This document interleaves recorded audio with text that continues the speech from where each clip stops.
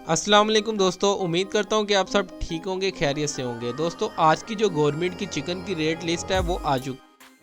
आज का ब्रायलर जिंदा रेट 313 रुपये है। ब्रायलर जिंदा परचून रेट 331 रुपये है। और दोस्तों ब्रायलर गोश्त जो आज हमें परचून की दुकान से फ़ी किलो मिलेगा 482 रुपये। और अंडे की पेटी का रेट 7290 रुपये है। और अंडे आज हमें किस रेट पर फ़ी दर्जन मिलेंगे 247 रुपये पे। और अगर दोस्तों बात की जाए कि आज बोनलेस का क्या रेट है। बोनलेस का रेट निकालने के लिए दोस्तों आपको ऊपर ब्रायलर जिंदा रेट नज़र आ रहा है 313 रुपये।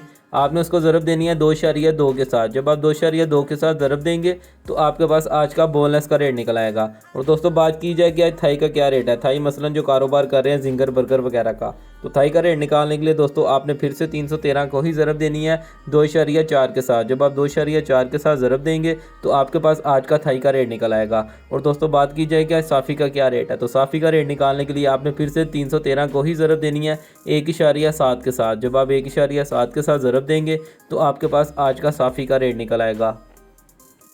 दोस्तों उम्मीद करता हूँ ये वीडियो आप सबके लिए बहुत ज़्यादा हेल्पफुल हुई होगी।